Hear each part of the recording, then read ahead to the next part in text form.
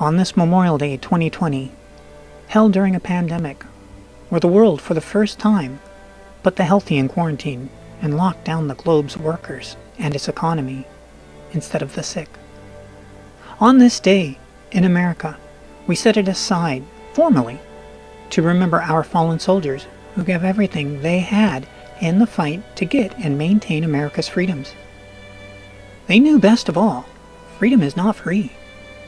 They paid the ultimate price for those back home and the generations to follow to keep their freedom and liberty.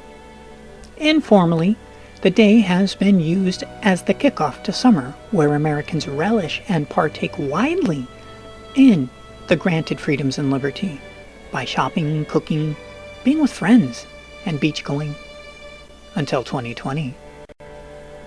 2020 brought on a new enemy, one that is microscopic, one that cannot be seen, but when it makes itself known, then its evil power is felt from a lull to a suffocating final blow.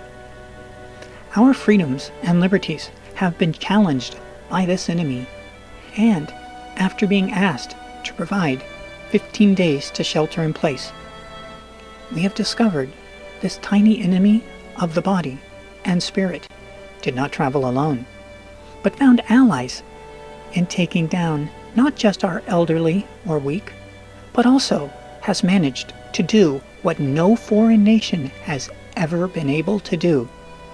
It has found a way to keep us from our churches, friends, workplaces, and our lives.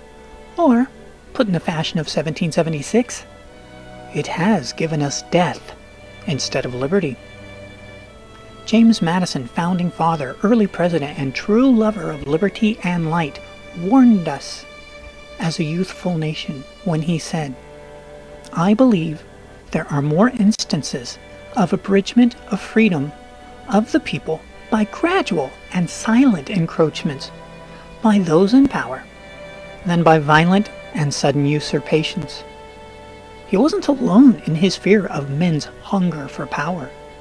His companion, the master tinkerer and philosopher Benjamin Franklin, was confronted leaving Independence Hall one hot summer day in July of 1776. And as the delegates left the building, Mrs. Powell of Philadelphia asked Mr. Franklin, "Well, doctor, what have we got?" Without hesitation, Franklin replied, "A republic, if you can keep it." It was not his only quip on the notion of governments and how they succeed and fail. He also gave a warning. He who would trade liberty for some temporary security deserves neither liberty nor security.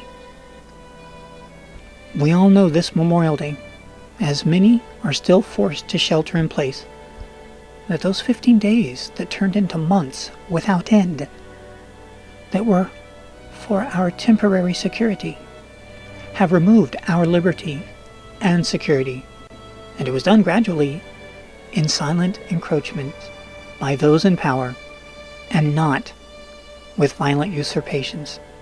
So today, as we remember our fallen soldiers who gave everything for us to have freedom and liberty, we must now also remember our barbers in Texas and Michigan, and gymnasiums in New Jersey, and bar owners far and wide, and so many more who are now giving up everything to keep freedom and liberty alive in America.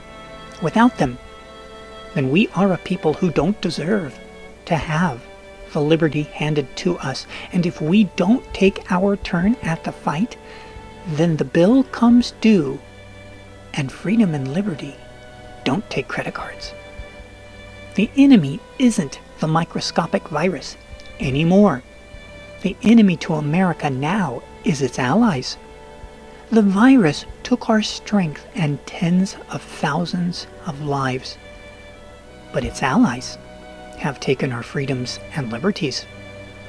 As Americans who remember the fallen, be it on the battlefields of foreign lands or barbershops, gyms, restaurants, bars, and more that were attacked and suffered, Our remembrance must include what it was that made them fight and made them give it all. If we don't all remember it soon, then come Memorial Day 2021, it may be to remember the once proud and strong nation that held the land of the free and the brave, but exist no more.